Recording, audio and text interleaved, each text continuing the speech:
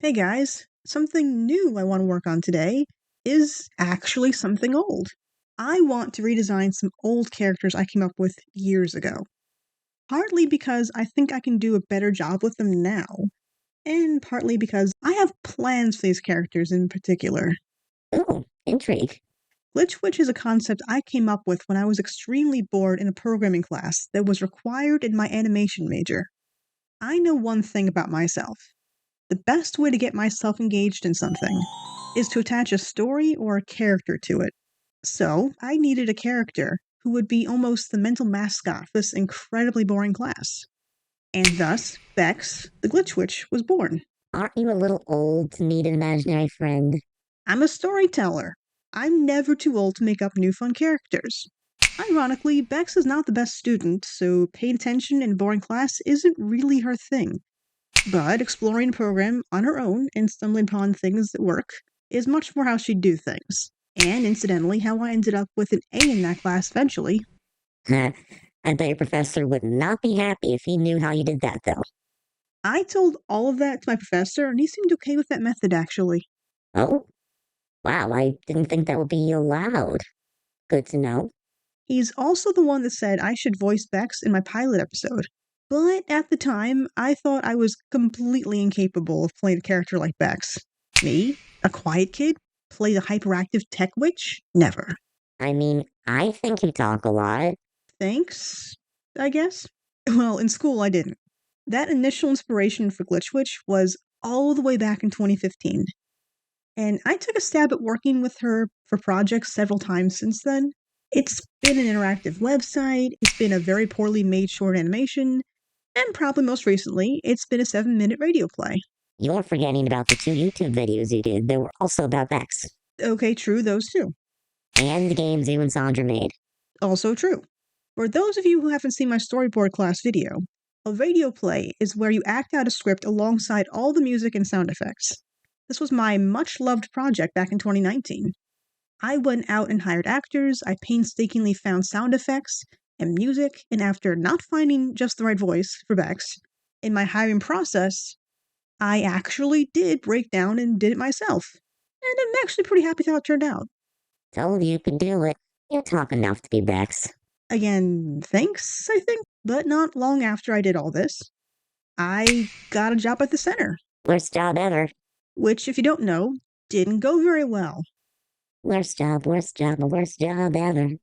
Think you're working graphic design? Oh, wait till you see what they assign. Monsters here and liars there. Best believe and better beware. Nothing to strive for, nothing to do. No one can save you, not even two. Center. Worst job, worst job ever. So, for the rest of 2019, I didn't have much time or mental energy to take my official Glitch Witch radio play any further. All my work has since been sitting in digital folders collecting hypothetical dust. Digital wastelands of sadness. You have a lot of projects in there. That all changes now. So today, for the first time, okay, that's a total lie. I've attempted this several times. Yeah, I was gonna say, But this one is the big one. I will be designing my Glitch Witch characters, or rather, redesigning them. I'd like to think my skills get better every time I attempt to redesign an old character. In Vex's case, I've already done this a few times. The other ones I've only done once before, and they could use a facelift. facelift? No, they need full body makeovers. And I can't wait to tell you about all of them. For today, I'm going to be doing just the characters from the radio play. Vex, her best friend Eric, and Josh the arrogant bully. The main character, of course, is Bex, Bellatrix Terzi. Her dad calls her Bella, but no one else is allowed to call her that. I've always described Bex as a hyperactive tomboy with a love of magic and technology. So she had the crazy idea to try to mix them together, to invent magic tech. Eli would be a big fan of this as a tech-loving dragon. It's true, I do. Sounds hard though. Bex is the shortstop on her baseball team, the drummer in her band Five Star Storm, but most importantly, she's a tech witch who tries to invent solutions to her problems, which usually just make the problems worse. But it's always worth a try to come up with new ideas. In the radio play pilot episode, Bex invents an undo machine, like a real world Control Z, to undo your last action. Sounds useful actually. I could use one of those. Like I said earlier, I've designed Bex a few times before.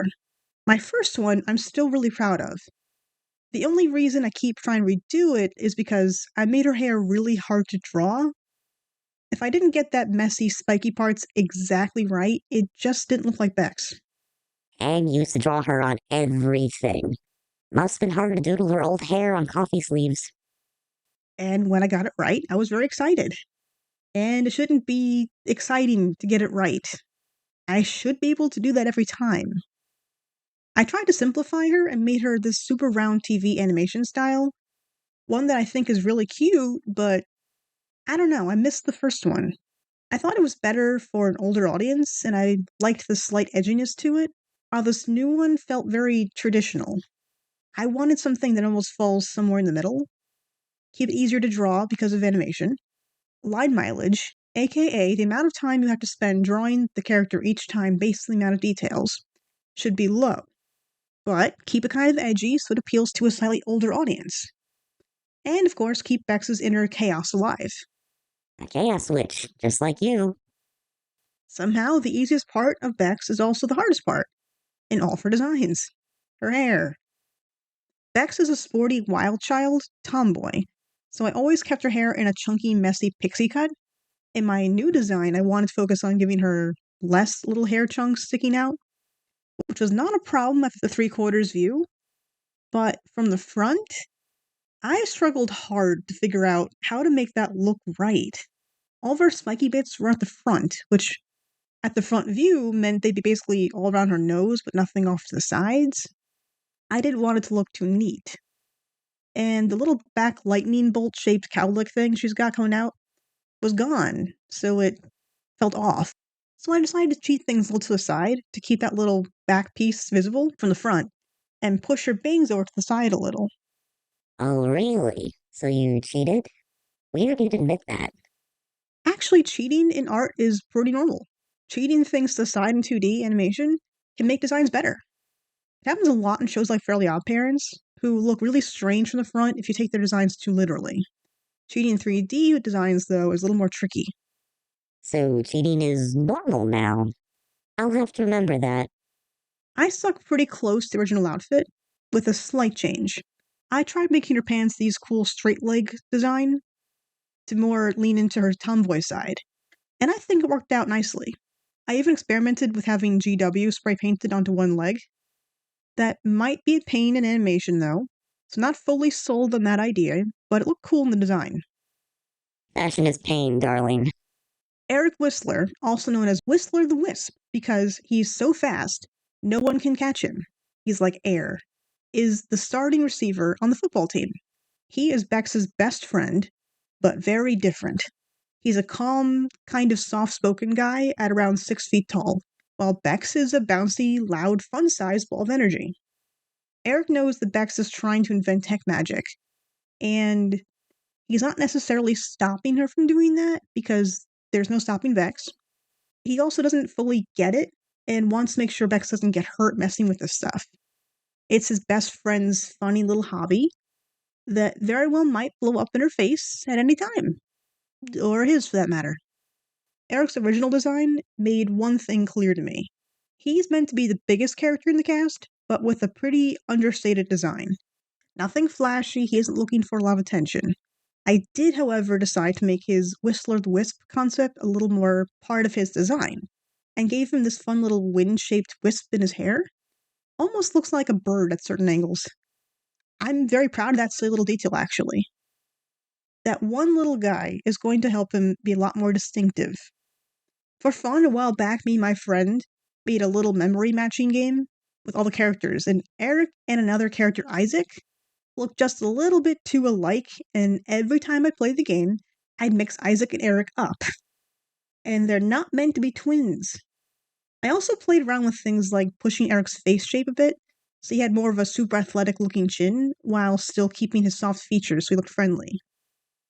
Athletic chin? Can chins even be athletic? I don't think there's muscles there.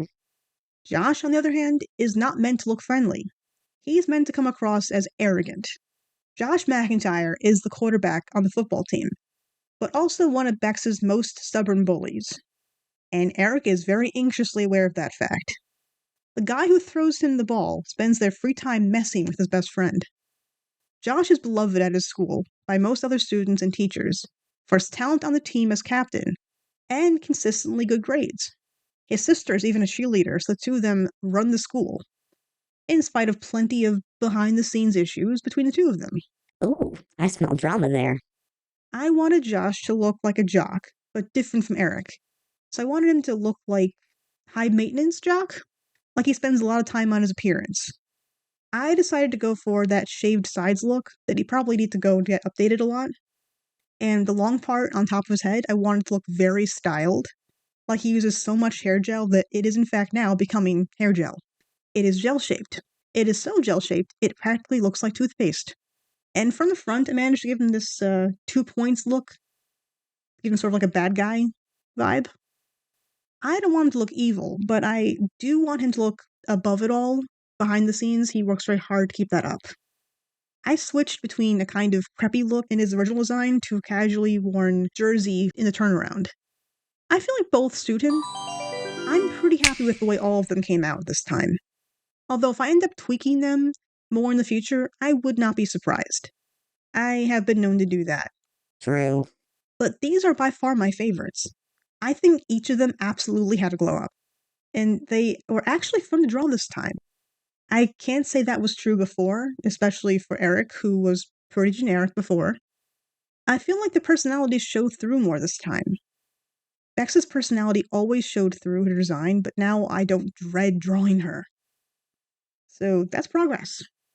Now that I have these, something I really want to do, especially now that I took that storyboarding class, is make a real storyboard for that 7-minute radio play.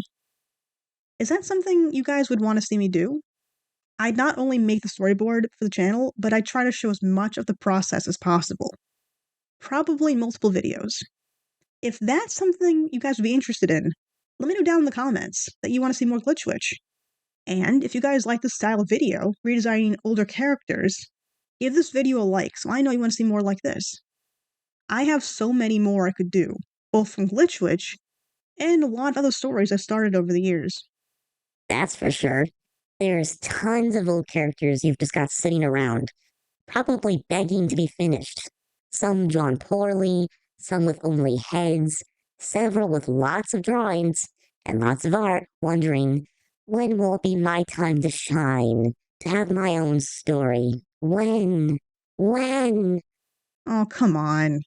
You know that'll just make me feel bad for them. I love my characters. If you want to see more of Bex and Glitch Witch in general, you can check out the other videos on this channel where she pops up.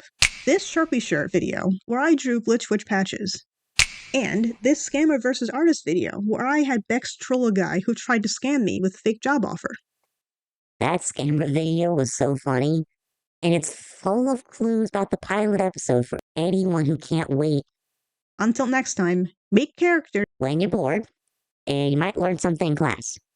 Or at least something like that. I think that's the lesson here. I'm not really sure. Pay attention in class with the help of made-up imaginary characters and then draw them obsessively later?